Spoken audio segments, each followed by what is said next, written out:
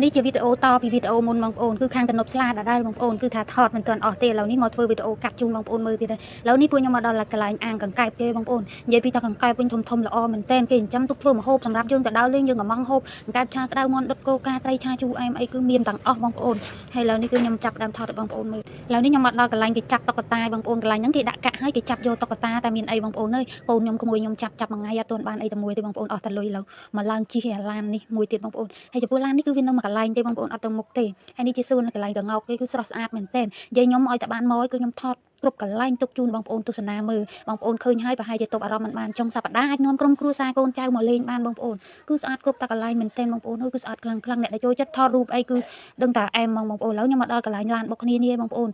កន្លែងឡានបុកគ្នាហ្នឹងហើយកន្លែងឡាននេះគឺអត់ថ្លៃទេបងប្អូនទាំងចាស់ទាំងក្មេងគឺមិនអ្នកតែមករៀលទេបងប្អូនគឺយើងជិះមកសេរីគឺថាសប្បាយមែនទែនកូនខ្ញុំគឺថាគុំយូរទឿនខ្ញុំតាំងពីអាទិត្យមុនឥឡូវគឺបានជូនមកហើយនេះក្មេងមិនទាន់អស់ធំបងប្អូនគឺចង់ជិះឡានជិះដែរបងប្អូនអើយមានអីខ្ញុំប្រអាប់ទៅចុះបាត់ឥឡូវនេះគឺ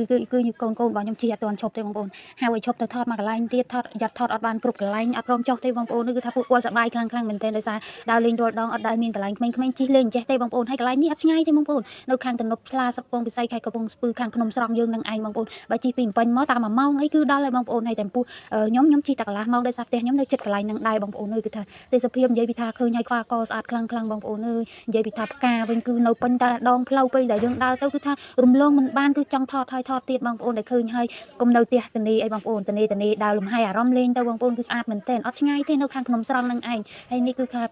ាខ្លងទ្វារពីមុខកន្លែងឡានក្មេងៗជិះគឺថាស្អាតមែនទែនឥឡូវពួកខ្ញុំដើរទៅរកកន្លែងសួនសត្វមកកន្លែងទៀតឲ្យបងប្អូនមានសួនកងទ្រុងកងោកហើយនឹងសត្វស្អីគេទៀតទេបងប្អូនខ្ញុំអត់សូវស្គាល់ដែរបងប្អូនឃើញគឺស្អាតសាហាវគ្រប់កន្លែងគឺសុទ្ធតែផ្កាអ្នកដែលចូលចិត្តផ្កាចូលចិត្តថតរូបគឺមកអត់ខុសទេបងប្អូនឥឡូវនេះពួកខ្ញុំបានមកដល់កន្លែងរូបចម្លាក់ស៊ុនអ៊ូខុងហើយបងប្អូននេះក្មួយប្រុសរបស់ខ្ញុំគឺកំពុងតែត្រេកអរដែលឃើញរូបចម្លាក់បងប្អូនពួកគាត់សូវបានដើរលេងទេទៅតែអាទិត្យហ្នឹងខ្ញុំបបួលមកដើរគឺថាឃើញខ្វះកមម្នាក់គឺថាសប្បាយខ្លាំងបងប្អូនហើយនេះគឺសួនកងោកគឺថាសត្វកងោកពេញទ្រុងតែម្ដងហើយស្អាតមែនទែនបងប្អូនហើយនិយាយពីក្មួយប្រុសខ្ញុំវិញគ្រាន់តែឃើញស៊ុនអ៊ូខុងបងប្អូនមានអីឡើងទៅថតដល់លើបងប្អូនគឺថាពួកគាត់ចូលចិត្តមែនទែនហើយសប្បាយបងប្អូនតែស្ដាយថតមិនទាន់បានចប់កន្លែងគ្រប់កន្លែងផងបងប្អូនអើយគឺថាយប់បាត់ពេលដល់សួនទឹកគឺកូនលេងបានតែមួយផ្លែតគឺថាម៉ោង6ជាងអីអញ្ចឹងគឺថានៅអត់បានយូរទេបងប្អូនអញ្ចឹងមានតែឱកាសក្រោយបានមកថតជូនបងប្អូនមើលទៀតហើយស្អាតមែនទែនបងប្អូនដែលថាខាងទំនប់ស្លាតមានកន្លែងដើរលេងកន្លែងថតបងប្អូននេះអាចចូលមើលវីដេអូហ្នឹងបានបងប្អូនគឺថាសប្បាយមែនទែនហើយនៅចិត្តផ្ទះយើងទៀតអញ្ចឹងអ្នកដែលនៅចិត្តអីហ្នឹងកុំនៅអង្គុយផ្ទះអត់ប្រយោជន៍ទេបងប្អូនចេះដើរលេងលំហែគួរក្បាលលំហែអារម្មណ៍លេងគ្រាន់តែមកដល់ឃើញទេសភាពហ្នឹងក៏ដឹងតែត្រេកអរសប្បាយចិត្តខ្លាំងដែរបងប្អូនគឺថា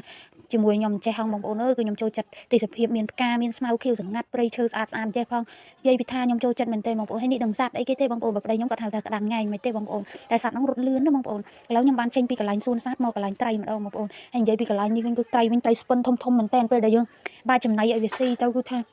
ាមកគុំគ្នាសិតតែត្រីបងប្អូនអើយគឺថាត្រីឡើងអាច្រើនហើយសិតតែត្រីស្ពិនបងប្អូនអាចមើលតាមវីដេអូនឹងជាក់ស្ដែងបានខ្ញុំមិនចេះតែនិយាយទេបងប្អូនហើយនេះកន្លែងដែលគេទើបតែកសាងថ្មីទៀតគេធ្វើជារូបចម្លាក់សត្វថ្មីប្លែកទុកសម្រាប់យើងដើរលេងយើងថតសប្បាយអញ្ចឹងបងប្អូនហើយនោះគឺកតុំរុយយើងអាចឡើងថតលេងជិះលេងបានបងប្អូនដោយសារវាអត់ទៅមុខទេគឺវានៅមួយកន្លែងទេបងប្អូននេះប្តីខ្ញុំកំពុងតែបាចំណៃត្រីដើម្បីឲ្យខ្ញុំថតត្រីនេះគ្រាន់តែយើងបាចឲ្យគឺមកផ្គុំគ្នាច្រើនមែនតើសិតតែត្រីស្ពិនបងប្អូនគឺគេចិញ្ចឹមទុកធ្វើម្ហូបសម្រាប់យើងទៅដើរលេងយើងកំងអីហ្នឹ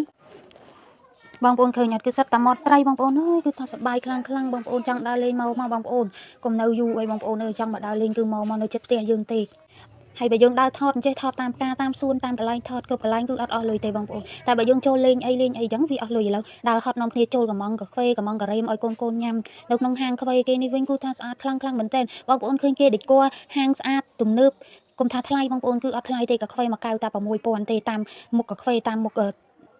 ទំនិញវាថ្លៃថោកតាមនឹងគេមានមនុយឲ្យយើងមើលដែរបងប្អូនហើយខ្ញុំនេះចូលមកដល់ឃើញស្អាតអញ្ចឹងគឺថាអត់ចោលទេទូរស័ព្ទគឺថតគ្រប់តែកន្លែងជូនបងប្អូនមើលតែម្ដងក្នុងហាងកាហ្វេនេះគឺដូចកន្លែង VIP អញ្ចឹងបងប្អូនដូចកន្លែងអ្នកមានអញ្ចឹងតែការពិតគឺថាធូរថ្លៃមែនទែនកាហ្វេនៅកន្លែងហ្នឹងបងប្អូនឥឡូវពួកខ្ញុំទិញកាហ្វេបានហើយក៏នាំគ្នាឡើងមកថតនៅលើដំបូលហាងកាហ្វេថតពីលើចុះមកក្រោមនិយាយពីថាទេសភាពគឺថាស្អាតខ្លាំងណាស់បងប្អូនអើយគឺថាស្រស់ស្រាយមែនទែនអ្នកដែលមានទុកអីពិបាកចិត្តអីគឺអាចមកលេងបានគឺថាមកហើយគឺអារម្មណ៍ស្រស់ស្រាយសប្បាយខ្លាំងហើយមិននៅឆ្ងាយទេខាងទំនប់ស្លាភ្នំស្រង់យើងនឹងឯងឥឡូវគេរៀបចំថ្មីស្អាតណាស់បងប្អូនអើយកុំភ័យថាអត់កន្លែងថតគឺថាឲ្យតែមានពេលដើរមានពេលថតគឺអត់ខ្វះទេបងប្អូនគឺមានសង្សួនសัตว์កន្លែងថតរូបគ្រប់កន្លែងទិញកាហ្វេឲ្យអាចយកមកញ៉ាំនៅលើដំបូលនេះត្រជាក់ស្រួលខ្យល់ល្ហឹមលឹមស្រិចគឺថាសប្បាយខ្លាំងហើយចង់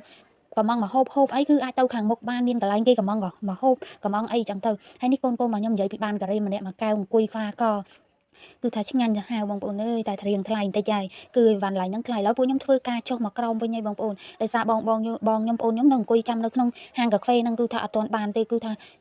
អ្នកលក់ក៏រៀងយឺតយ៉ាវអញ្ចឹងបងប្អូនឥឡូវនេះខ្ញុំក៏ឆ្លៀតពេលចុះមកថតសិនទៅឥឡូវនេះពួកខ្ញុំធ្វើការចុះដើរថតគ្រប់កន្លែងជូនបងប្អូនមើលឥឡូវខ្ញុំមកដល់កន្លែងត្រីមួយទៀតហើយបងប្អូនកន្លែងថ្មទឹកធ្លាក់គឺស្អាតមែនទែនបងប្អូនអើយគេសពប្រសពធ្វើប្រសពរៀបចំបងប្អូនមិនបាច់ទៅឆ្ងាយទេបើជិះពីម្ពិញមកតែ1ម៉ោងគឺដល់ហើយបងប្អូនហើយសម្រាប់អ្នកនៅខេត្តអីចង់ដើរលេងគឺអាចមកកន្លែងនេះបានគឺមួយថ្ងៃវាស់ល្ងាចបងប្អូនឲ្យតែប៉ុនថតគឺកន្លែងថតច្រើនមែនទែនហើយនេះត្រីគឺថាត្រីសិតតែត្រីគ្រប់ពណ៌ស្អាតខ្លាំងណាស់បងប្អូនអើយដាក់ចំណីទៅមកពុំគ្នាស្អាតមែនទែនហើយកន្លែងថ្មទឹកធ្លាក់នេះក៏ចឹងដែរបងប្អូនមានកន្លែងស្ពានយើងឈរហូបអីឈរថតលេងឈរមើលត្រីគឺថាសប្បាយយកមែនទែនបងប្អូនអើយឥឡូវនេះខ្ញុំមកថតកន្លែងសួនផ្កាយបងប្អូនមើលមួយសារទៀតបងប្អូនកន្លែងនេះគឺថា